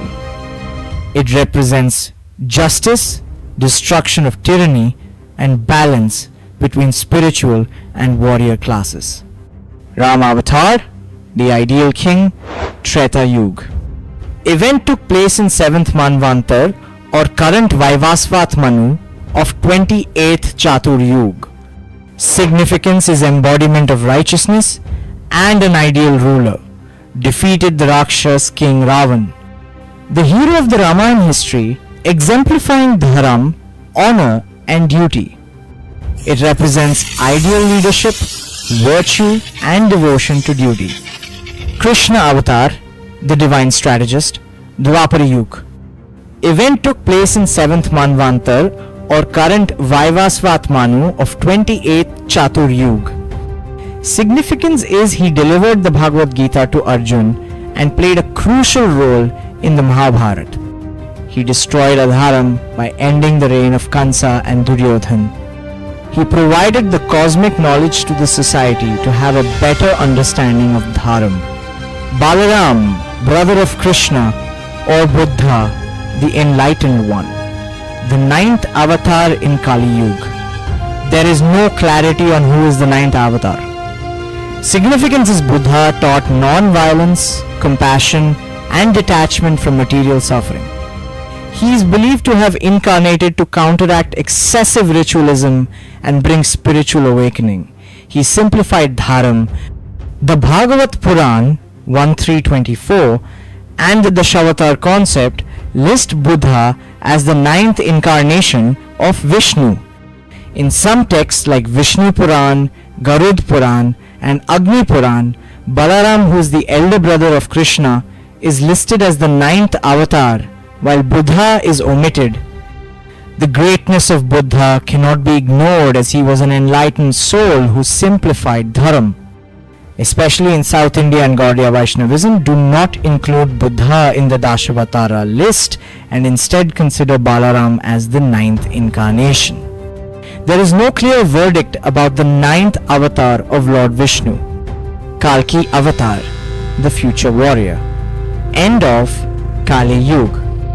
Kalki will appear riding a white horse, Devdutt, wielding a blazing sword, bringing about a new Satya Yuga. He will annihilate Avaram or ignorance to establish Dharam. Bhagavad Puran states that Kalki will be born in the village of Shambhala in the house of a Brahmin named Vishnuyash. He will destroy the corrupt and evil rulers and restore Sanatan Dharma, eternal righteousness. Kalki, the 10th and final avatar of Vishnu, is prophesied to appear at the end of the Kali Yuga, which is the current age of darkness and decline in Dharma. According to Vedic scriptures, he will arrive at the close of the 432,000 year long Kali Yuga, which began approximately in 5000 BCE. This means Kalki's arrival is still in the distant future, though the exact time remains unknown. Many misleading videos claim that Kalki Avatar is arriving soon, but such assertions are baseless and meant only to create unnecessary fear. According to Vedic scriptures, Kali Yuga lasts for more than 400,000 years, and we have only completed the Sandhya dawn period of this age. Therefore, it is simply impossible for Kalki to appear anytime soon. Moreover, there is no absolute clarity on whether Kalki will manifest in the 71st Chatur Yuga of the current Vaivasvat Manvantar or in the 28th Chatur Yuga, which is the one we are currently living in. However, one thing is certain, Kalki will not appear before 400,000 AD, as his role is to usher in the next Satya Yuga, marking the transition from complete decline to a new cycle of establishing Dharma. Unlike previous avatars, Kalki is not a teacher or guide, but a fierce warrior destined to eliminate unrighteousness and prepare the world for the next Manvantar. His arrival will signal the end of Kali Yuga through a great destruction, ensuring that the next Manu, Savarni Manu, takes charge with a new set of Saptarishis or 7 bright stars of Ursa Major. The 7 sages of the Savarni Manvantar or the next Manu will be Diptimat, Galava, Parashuram, the immortal warrior sage, Ashwatthama, the cursed warrior of the Mahabharata, Kripa, Vyas, the eternal compiler of scriptures, and Rishasringa. The presence of Parashuram and Ashwatthama in this list is highly significant. Parashuram, an immortal being, is fated to return and participate in the new order. As we know that he is known as a slayer of the unrighteous rulers. Ashwatthama, who was cursed by Lord Krishna to wander the earth eternally with festering wounds, was once a warrior of immense destructive power. His presence as a guiding force for Kalki suggests that he will transmit knowledge of warfare and divine weapons to enable large-scale destruction before the new cycle begins. The presence of stars in the new Saptarishi constellation, now bearing names such as Vyas, Kripa, and notably Parashuram, renowned for vanquishing corrupt rulers, and Ashwatthama, known for his mastery of technological warfare and weaponry.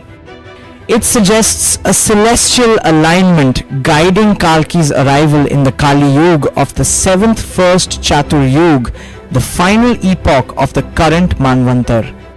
Based on calculations from today, the estimated timeline would be 186.2 million years from today.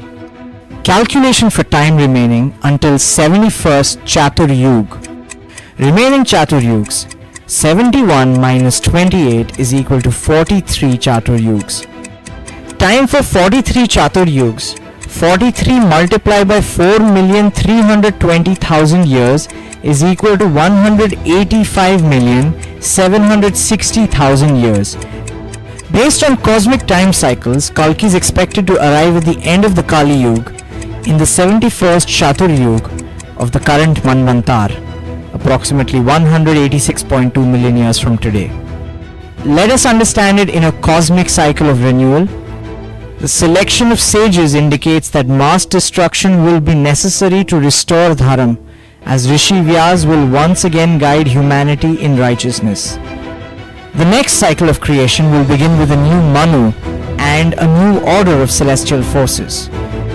The association of Parashuram and Ashwatthama with weapons and warfare suggests that Kalki's time will be one of unprecedented conflict, paving the way for the rebirth of civilization under Savarni Manu.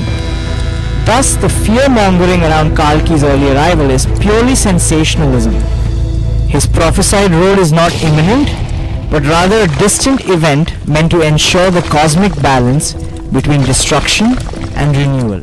One of the key aspects covered earlier on this channel is the true essence of Dharam, which differs from the Abrahamic perception of religion.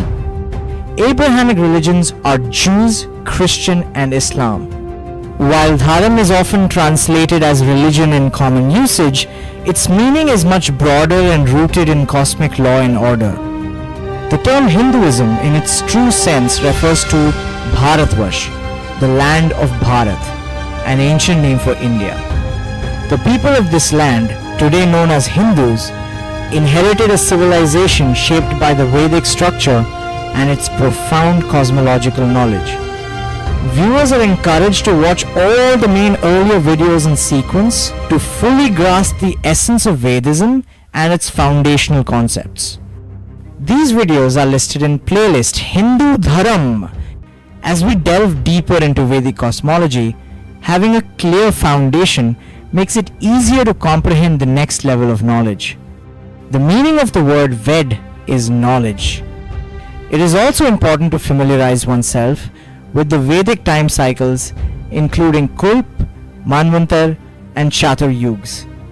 Just as learning basic multiplication tables is essential for higher mathematics, these time cycles form the foundation for understanding Vedic chronology. A true follower of Vedism or Vedantic culture, which is the basis of the administrative and spiritual system of Bharatvash, must recognize the true essence of Dharam, distinct from the conventional notion of religion. Over time, Vedic society evolved into two primary philosophical traditions, Vaishnavism and Shaivism. The belief system centered around Vishnu and Shiv-shaped societal structures, possibly as early as 2 million years ago, the time before Ramayana. This period falls within the Pleistocene epoch, commonly referred to as the Ice Age. From these two traditions, numerous sects emerged, each adapting and modifying core teachings. Buddhism, for example, traces its roots to Jainism Dharam. Gautam Buddha, the founder of Buddhism, learned from a disciple of the 24th Tirthankar of Jainism, Vardhaman Mahavir. To further enrich our understanding, we can also examine archaeological evidence of the earliest known civilizations. The Sumerian civilization, which dates back to around 6500 BCE, aligns closely with the period of the Mahabharata. The Sumerians contributed significantly to human advancement, pioneering technologies such as the wheel, mathematics, and cuneiform script. Through this journey, we aim to uncover the vast and intricate wisdom embedded in Vedic scriptures and their relevance to human civilization. Stay tuned as we continue to explore these profound subjects. The Sumerian region, the cradle of civilization, was located in southern Mesopotamia between the Tigris and Euphrates rivers in what is now southern Iraq near the Persian Gulf. Sumer had a polytheistic religion that had multiple gods. A collection of gods is called a pantheon. The names of over 3,000 Mesopotamian deities have been recovered from cuneiform texts. The oldest known civilizations on Earth emerged around the Neolithic period, with some of the most ancient being are Göbekli Tepe, 9600 BCE, Turkey, the world's oldest known temple site, predating agriculture, and organized settlements. Indus Valley Civilization, 8000 BCE, India, one of the earliest urban cultures known for advanced city planning, drainage systems and script. Sumerian Civilization, 6500 BCE, Iraq, credited with inventing cuneiform script, the wheel and the first recorded laws. Ancient Egyptian Civilization, 6000 BCE, Northeast Africa, renowned for monumental architecture, hieroglyphs and a structured society. Norte Chico Civilization, found at South American continent, and Chinese Civilization are other oldest civilizations. Some Vedic sources suggest Bharatvarsh, India, as an ancient center of civilization, with Vedic texts possibly dating back tens of thousands of years, though mainstream archaeology attributes early settlements to the Mehrgarh culture 7000 BCE, preceding the Indus Valley Civilization. Archaeological studies show continuity in Indian civilization going back to at least 8000 BCE, with evidence of cultural levels from the pre-Indus Valley Civilization phase. Some evidence suggests that sites in the Indus Valley and other parts of India were established during or before the last ice age. DNA studies from the Rakhigari excavations in Haryana, the largest site of the Harappan civilization, reveal a distinct origin for the inhabitants of the Harappan civilization. The discovery of rock carvings, petroglyphs, in the Konkan region of Maharashtra, believed to be tens of thousands of years old, hints at a previously unknown civilization. Who were the Aryans? Where did they come from? Let us find out. The idea that Aryans were Iranians is a simplification of a complex historical and linguistic connection. The term Aryan comes from the Sanskrit word Arya and the Old Persian Arya, both meaning noble or honorable. Both Vedic Sanskrit and Avestan, the language of Zoroastrian texts, shared linguistic and cultural similarities. Example, Indra, Vedic, versus Andhra, Avestan. Asurs in Hinduism are malevolent gods, equals Ahurs in Zoroastrianism are benevolent gods. Some scholars propose that Indo-Iranian speaking groups migrated from a common homeland, possibly in the Central Asia, before splitting into Vedic Aryans India and Iranians Persia. The Rigveda and Avesta reflect a historical conflict between the Vedic devs and Iranian Daivas. Many Indian traditions consider the Aryans indigenous to Bharat, rejecting the migration theory and instead tracing Vedic civilization's continuity in India for thousands of years. The Parsi community traces its roots to Zoroastrians who fled Persia, modern-day Iran, after the Arab conquest of Persia in the 7th century. Today, the majority of Zoroastrians live in India and they are known as Parsis.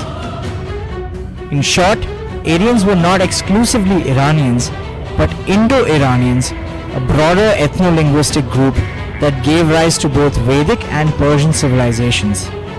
While linguistic evidence suggests Indo-European connections, archaeological and genetic data support the indigenous development of Vedic civilization. So the Aryans were a group whose influence and presence extended from North India to Iran. Sanskrit is a classical language belonging to the Indo-Aryan, and it arose in South Asia after its predecessor languages had diffused. Sanskrit is the sacred language of Vedic society, the language of classical Vedic philosophy, and of historical texts of Buddhism and Jainism, though Pali language was prominent at that time. The Rigveda refers to the Indus River as Sindhu and describes the region as Sapta Sindhu, the land of 7 rivers.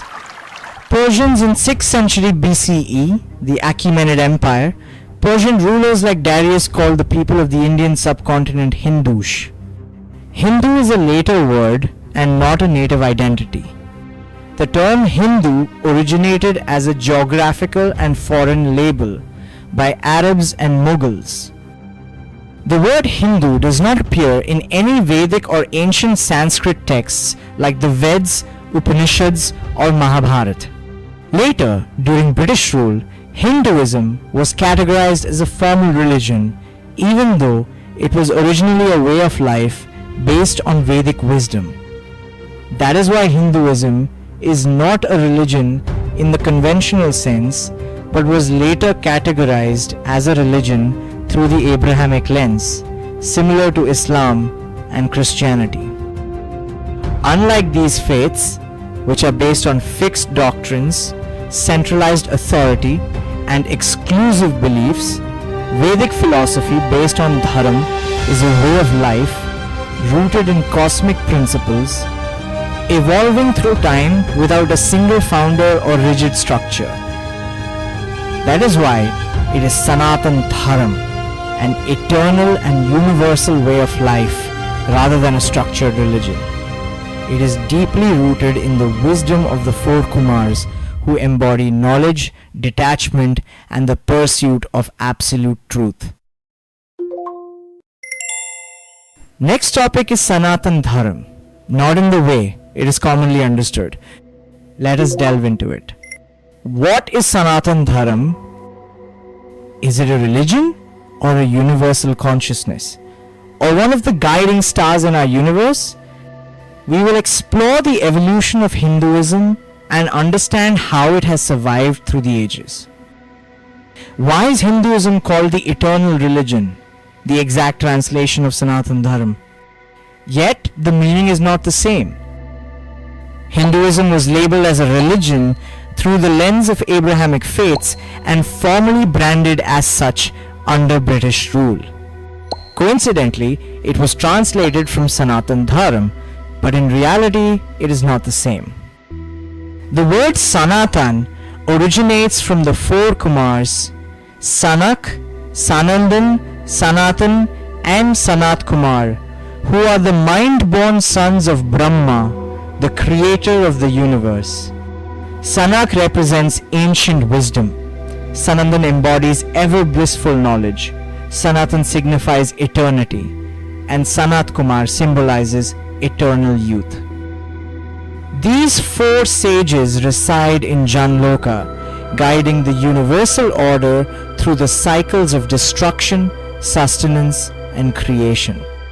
They maintain the order of Pralaya and creation, but do not govern Mahapralaya, the great cosmic dissolution.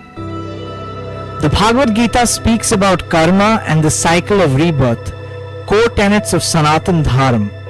However, the term Sanatan Dharma itself is not explicitly mentioned in the Ramayana or the Gita. The Gita does use Sanatan in different contexts, such as Kula Dharam Sanatana, the ancient laws of a family, and Shasvata Dharmagupta Sanatana, the undying protector of eternal laws. This distinction is crucial as Sanatan means eternal, and Dharma means the natural order or the universal consciousness, but not in the sense of religion as defined by Abrahamic traditions. It is closer to an eternal universal consciousness rather than an institutionalized faith.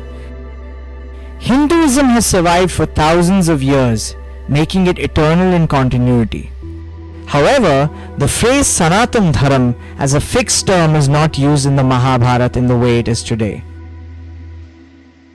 Though Krishna is referred to as the undying protector of eternal laws in the Gita, the modern branding of Hinduism as Sanatan Dharma is a relatively recent trend. Thus, the belief that Hinduism and Sanatan Dharma are the same is a misconception. Over time, Sanatan Dharma has become a popular label, but in essence, Hinduism remains a way of life rather than a conventional religion. The modern narrative equating Hinduism with Sanatan Dharma is one of the biggest misconceptions. This idea has gained traction as a trend, effectively rebranding Hinduism, a vast evolving way of life, into a fixed religious category. While Sanatan Dharma refers to eternal principles and universal consciousness, Hinduism as practiced is a diverse tradition shaped by time, culture, and philosophy. Stay tuned as we uncover the deeper truths behind this ancient way of life. Before the emergence of the Shraman tradition in ancient India, the dominant religious framework was the Vedic way of life, which later evolved into what is now known as Hinduism. Hinduism, as understood today, emerged from the fusion of Vedic traditions, Brahmin ideology, Shraman traditions, Jainism, Buddhism, Bhakti movement, and diverse indigenous beliefs. During the late Vedic period, say 1100 BCE, Brahmanism developed in the Kuru Panchal realm, later integrating with non-Vedic traditions of the eastern Ganga's plain. This synthesis not only influenced what became Hinduism, but also contributed to the rise of Jainism and Buddhism.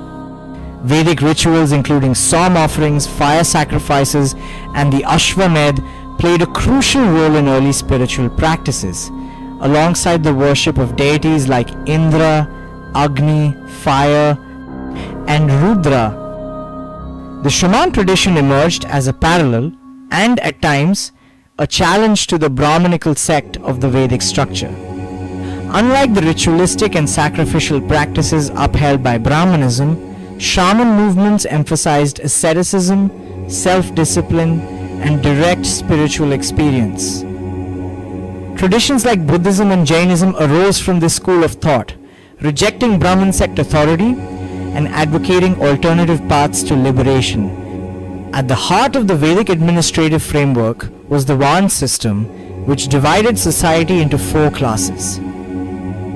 Brahmins, who are priests and scholars, Kshatriyas, who are warriors and rulers, Vaishyas, who are merchants and farmers, and Shudras, who are laborers and service providers.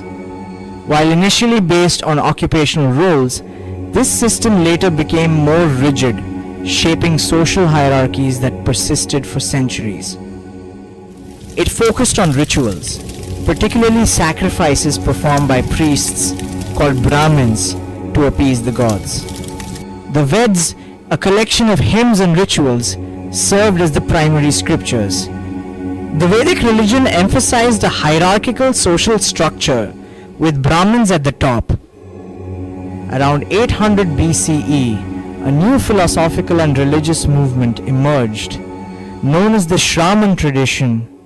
The Shramanans, meaning seekers, rejected the authority of the Veds and the Brahmins, seeking a more austere path to spiritual liberation. They emphasized ascetic practices, meditation, and introspection. Shraman traditions led to evolution of yoga, Jainism, Buddhism, some schools of Hinduism. Soon after the rise of the Shraman traditions, Jainism began to take shape with Parshvanath as one of its earliest known figures around 800 BCE. Emphasizing non-violence, asceticism, and spiritual liberation, Jainism emerged as a distinct path that challenged the ritualistic practices of Brahmanism while carrying forward the core ideals of the Shraman movement. The Vedic system is one of the major traditions which shaped modern Hinduism, though present-day Hinduism is significantly different from the historical Vedic way of life. Impact of the Shraman tradition is that concepts like karma, rebirth, and moksha, originally central to Shraman philosophy, were later integrated into Vedic Hinduism. It shaped Indian spirituality, encouraged meditation, monasticism, and ethical living, which became core to later traditions. The Shraman tradition was a powerful spiritual movement that reshaped Indian philosophy. By rejecting Vedic authority and focusing on self-discipline, non-violence, and direct experience, it laid the foundation for Jainism, Buddhism, and later developments in Hinduism. This path challenged the authority of the Veds and the dominance of Brahmin priests, promoting a way of life based on self-discipline, meditation, and renunciation. The Shramans rejected elaborate rituals and focused on direct spiritual experience, seeking liberation, moksha, through self-effort rather than sacrifices and priestly mediation. Revival of Jainism in 5th century BCE, led by Mahavir, carried forward the Shraman ideals of strict asceticism and complete non-violence. Buddhism, founded by Gautam Buddha, embraced a more balanced approach, emphasizing the middle path between extreme asceticism and indulgence. Another Shramanic sect, the Ajivikas, believed in a deterministic universe where fate governed all actions. Ajivika philosophy emphasized determinism, in Sanskrit niyati, rejecting free will and believing that all events are preordained by cosmic law, making human effort irrelevant to one's fate. Shaman, the lost tradition, not only influenced Jainism and Buddhism, but also reshaped Vedic Hindu thought. Many Shramanic ideas were later absorbed into Vedic Hindu philosophy, transforming its understanding of karma, rebirth, and spiritual liberation. The Shraman movement, a precursor to Jainism, Buddhism, Yoga, and some schools of Hinduism, emerged as an offshoot of the Vedic religion around 800 to 600 BCE. Vedism was centered around fire rituals, hymns, and sacrificial offerings dedicated to deities such as Indra, Agni, and Varun. Over time, as these traditions evolved, Brahmanism emerged during the late Vedic period, taking shape in the Ganga basin around 1000 BCE. While both Vedism and Brahmanism uphold the Veds as sacred, Brahmanism expanded beyond the early Vedic framework, incorporating new doctrines, philosophies, and practices. It introduced elements such as temple worship, puja, ritual offerings, meditation, renunciation, vegetarianism, and the central role of the guru, many of which were non-Vedic in origin but became integral to Vedic Hindu traditions. This marked the beginning of vegetarianism and the temple worship tradition, practices that were absent in early Vedism but became integral to later religious developments. This broader, more inclusive approach laid the foundation for the diverse and evolving traditions that later shaped Vedic Hinduism. Buddhism, which originated in India, started to decline in the 4th to 6th centuries AD. As Buddhism declined, Brahmanism, with its diverse traditions and practices, began to gain prominence. The Gupta period, for instance, saw the Guptas perform Vedic sacrifices to legitimize their rule while also patronizing Buddhism. At the same time, Buddhism was spreading across the world, driven by Emperor Ashoka's efforts through his missionary initiatives, inscriptions, and diplomatic outreach. In Bharatvarsh or India, not only did multiple religions emerge, but so did atheistic philosophical schools such as Samkhya, Mimamsa, and Karvaka, which rejected the concept of a central deity. Among the earliest organized religions, Jainism and Buddhism were pioneers in developing structured doctrines, centralized authority, and institutionalized religious systems.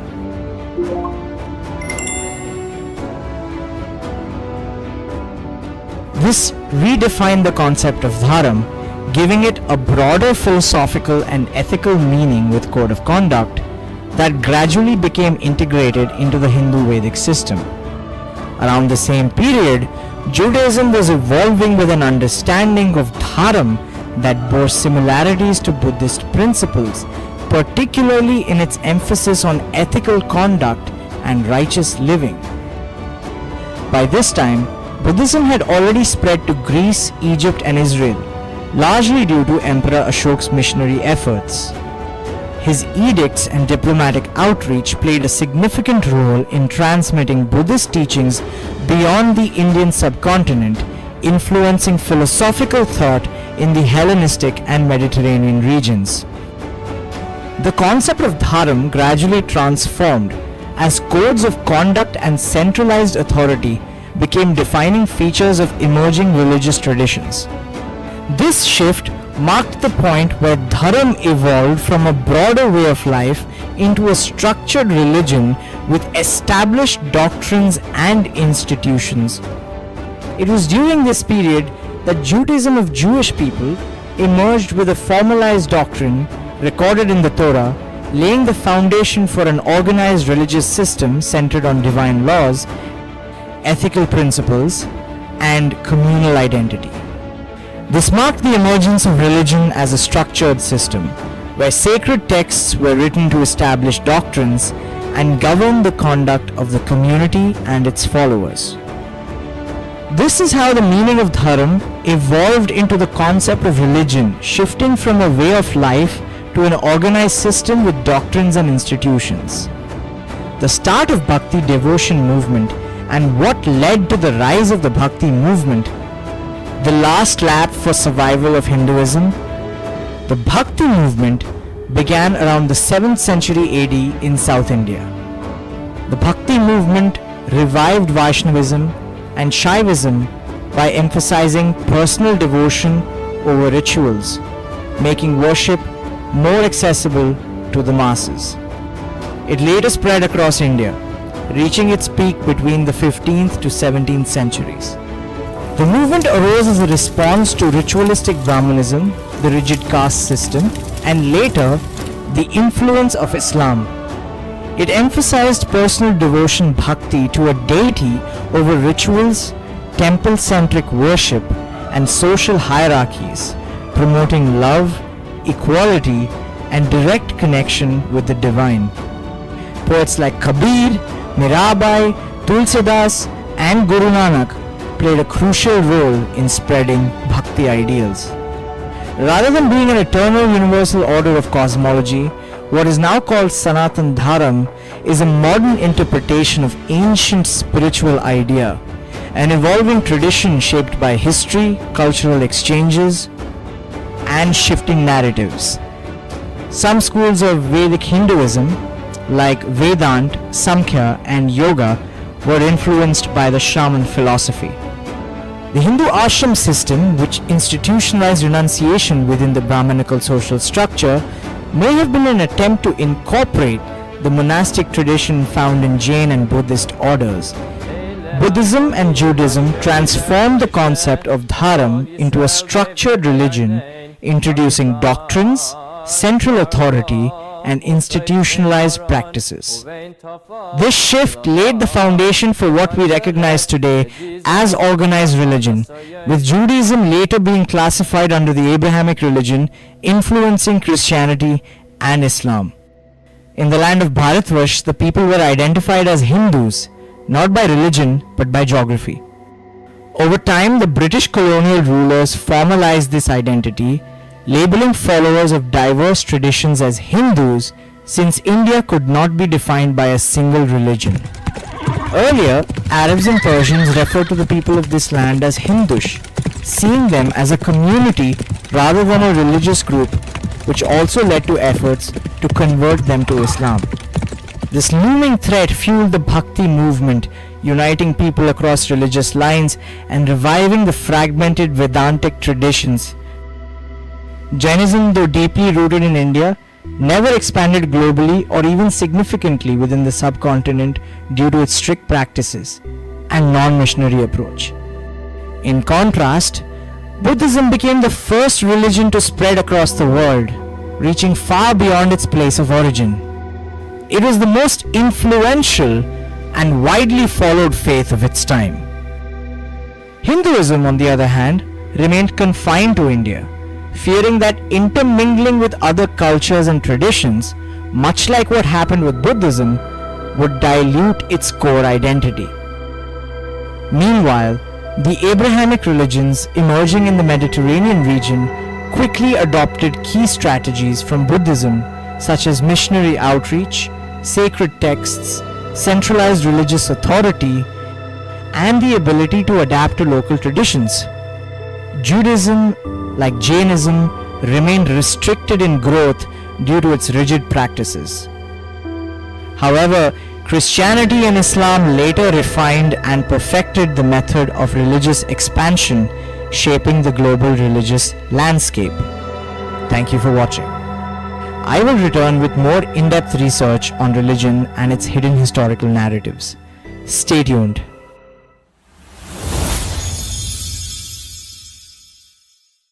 Thanks for watching. Don't forget to like the video. Another video is coming soon. Share this to your friends. Press subscribe button and like button.